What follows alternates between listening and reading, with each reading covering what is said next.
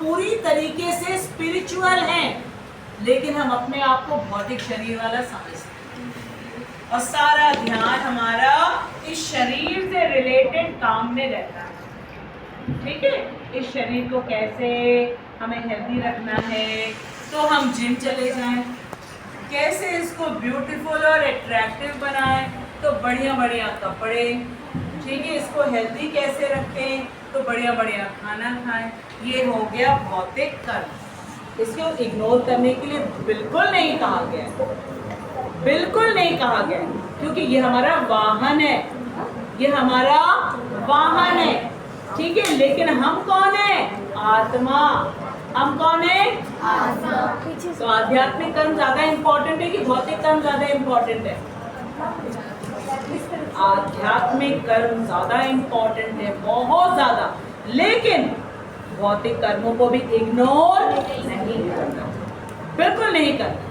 ठीक है, लेकिन ज्यादा इंपॉर्टेंट क्या है?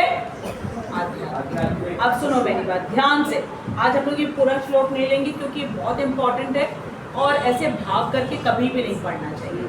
ठीक है, आध्यात्मिक दशा के अनुसार भौतिक प्रकृति के गुणों नहीं, आध्यात्मिक कर्म गुरु द्वारा कृष्ण की दिव्य सेवा के लिए आदेशित होते हैं। आध्यात्मिक कर्म गुरु द्वारा मतलब गुरु के द्वारा। ठीक है, गुरु के द्वारा, गुरु हमें आदेश देंगे। जैसे भौतिक जगत की भी पढ़ाई है, उसको क्या हम बिना स्कूल गए पढ़ लेते हैं? मैथ्स, साइंस, हिस्ट्री, कॉमर्स पढ़ लेते हैं क्या? बोलो बोलो, पढ़ लेते हैं? नहीं, उसके लिए भी तो हमको स्कूल में जाने की आवश्यकता है। तो भौतिक जो कि हम है नहीं, जो कि हम है नहीं, उसके लिए भी हमको टीचर की आवश्यकता पड़ती है। तो सोचो, आत्मा जो दिखता नहीं है किसी को, और आत्मा के विषय में तो ज्यादातर लोगों को मालूम भी नहीं है कि वो आत्मा है, मालूम भी नहीं है।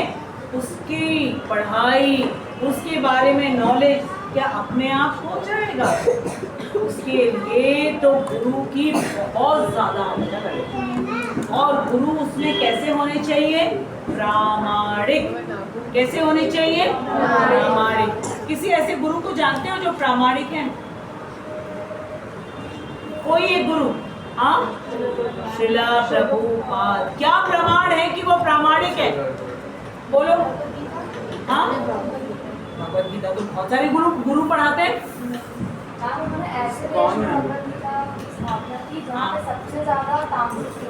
शाबाश, वेरी गुड, वेरी गुड। और प्रमाण दो, प्रमाण ऐसे नहीं। हाँ, तात्पर्य भी है और प्रमाण दो। कोर्ट में ये सब नहीं चलता है, ठोस प्रमाण चाहिए।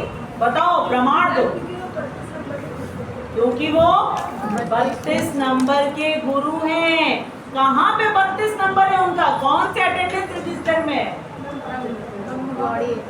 बोलो बोलो, किस संप्रदाय में? ब्रह्म गौड़ीय संप्रदाय में। ये जानना आवश्यक है, कितने संप्रदाय हैं? जोर से बोलो। 4 संप्रदाय हैं। ठीक है, हम लोग किस संप्रदाय में आते हैं? ब्रह्म गौड़ीय संप्रदाय। थोड़ा जोर से बोलो। ब्रह्म गौड़ीय संप्रदाय। ब्रह्म गौड़ीय संप्रदाय। इसमें सबसे ऊपर कृष्ण के बाद किनका नंबर है? किनका नंबर है? ब्रह्मा जी। किनका? चैप्टर नंबर 1 ओपन करो। चैप्टर नंबर 1 श्लोक नंबर 1 जल्दी से ओपन करो। आज सब लोग प्रमाण देख ले हम लोग, है ना? क्योंकि आपको भी तो किसी को प्रमाण दिखाना पड़ेगा, वरना आप किसी को बोलोगे कि श्रीला प्रभुपाद 32वें नंबर के गुरु हैं, वो कहेंगे हम आपकी बात क्यों माने? वो कहेंगे हम 31वें नंबर के गुरु हैं, है ना? हम 30 नंबर के गुरु हैं। ये देखो अध्याय 1, ठीक है, उसके पहले वाला पेज देखा? देखा, ये है प्रमाण। This is known as proof. Bhagavad Gita में लिखा हुआ है। ठीक है, अब आपको बताना हो कि हम आध्यात्मिक नॉलेज किससे ले रहे हैं? श्रील प्रभुपाद से। कोई आपसे कहे क्यों? वो प्रामाणिक गुरु है।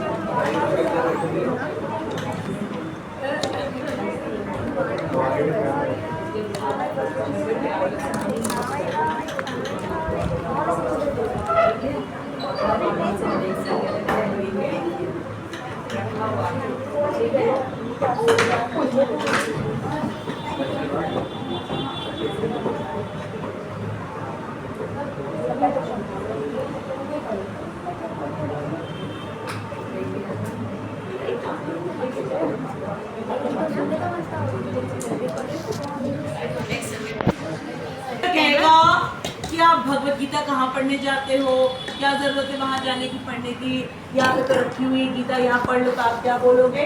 आप कहाँ पढ़ने जाते हो? प्रामाणिक गुरु से। किनसे? कौन है प्रामाणिक गुरु आपके? श्रील प्रभुपाद। कौन है? क्या प्रमाण है? क्या प्रमाण है?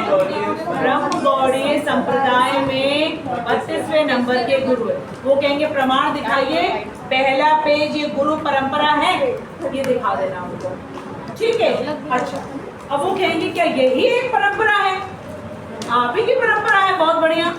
हाँ, तो आप कहिएगा नहीं, ऐसी बात नहीं है। इसके अलावा 3 और प्रामाणिक परंपराएं हैं, ठीक है?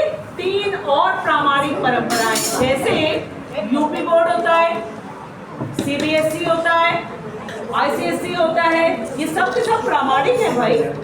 इसके अलावा जहाँ पे कोई प्रामाणिक नहीं है, क्या हम वहाँ पे पढ़ने के लिए चले जाएंगे? नहीं, वहाँ से अगर हम पढ़ भी लेंगे क्लास 12 तक, कहीं और हम जाएंगे डिग्री कॉलेज में एडमिशन लेने के लिए, वो कहेंगे कौन सा बोर्ड है, हम नहीं देते आपको यहाँ पे, ठीक है?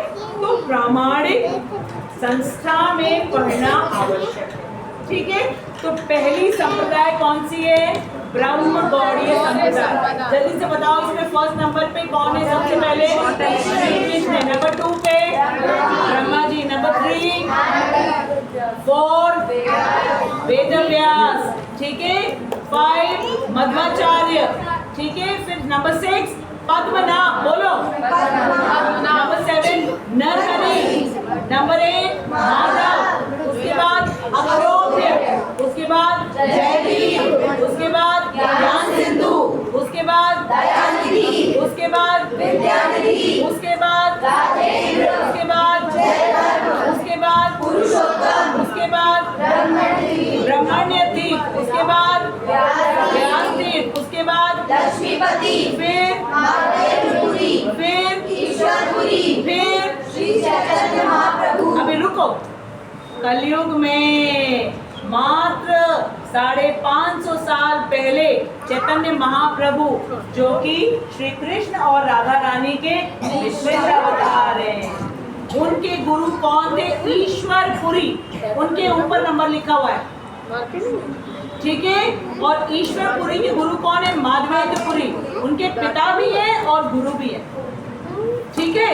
और चैतन्य महाप्रभु के नीचे किनका नाम लिखा हुआ है? रूप, ये हमारे षड गोस्वामी है, रूप गोस्वामी। फिर क्या नाम लिखा है? रघुनाथ। फिर क्या लिखा है? कृष्णदास। फिर क्या लिखा है? फिर क्या लिखा है?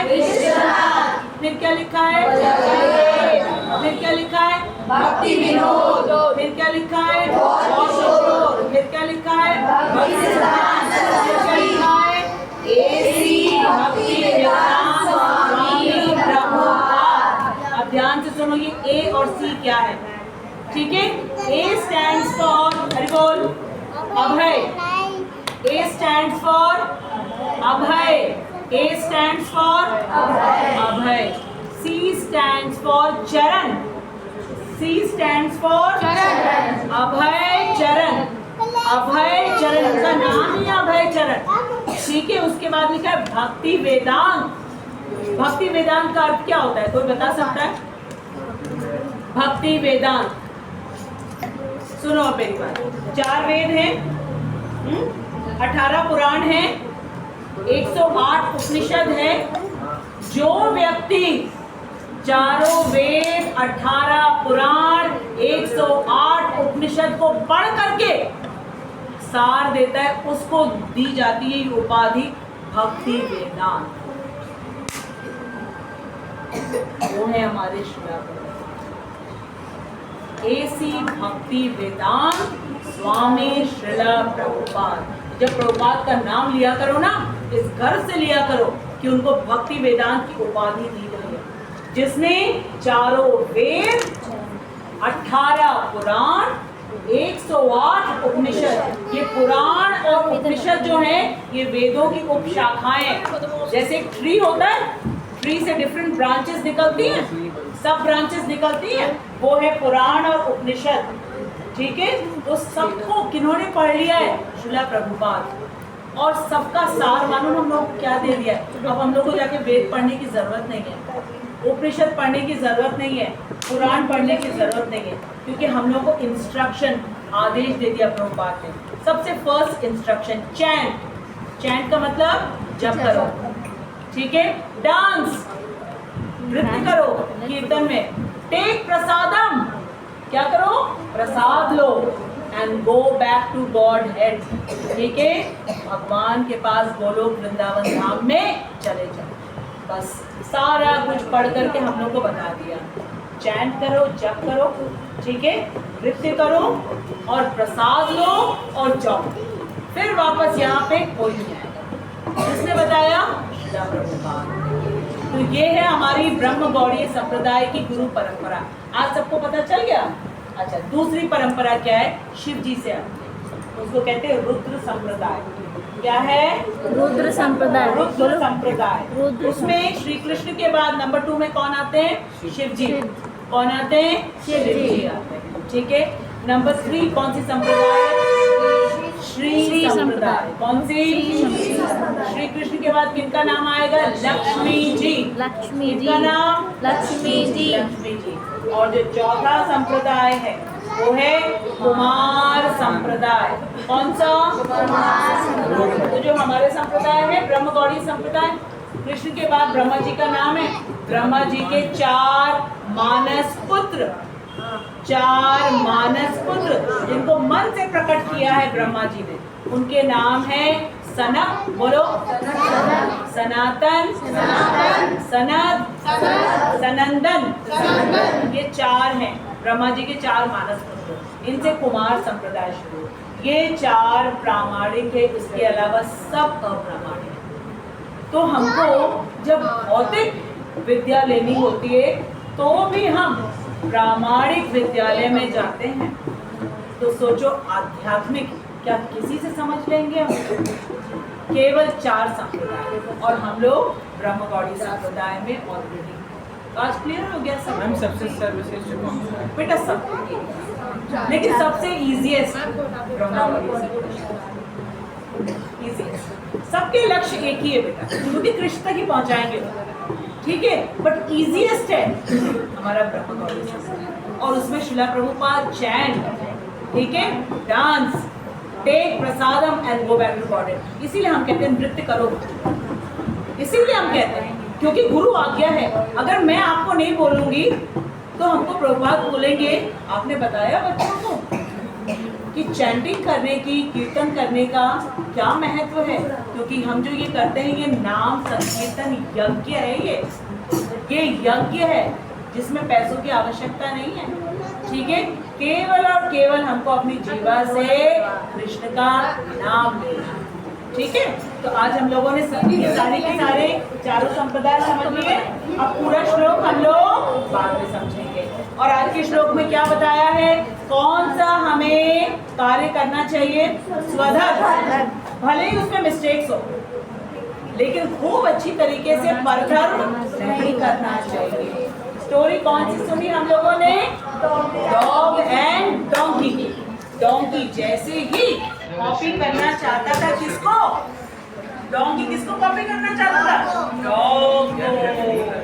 तो उसके स्वामी ने बोला नहीं नहीं नहीं, ये तो मत करो, तुम अपना साइज देखो, ठीक है, ये तुम्हारे लिए नहीं है, पिटाई हो जाएगी तुम्हारी।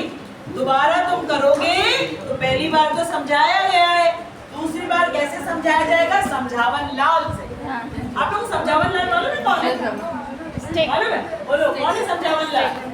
डंडा होता है समझावन लाल, वो देखते ही सबके सबको समझ में आ जाता है, इतना पावरफुल होता है समझावन लाल। ठीक है, हाँ अटेंडेंस ले लें। अच्छा मिल जाए।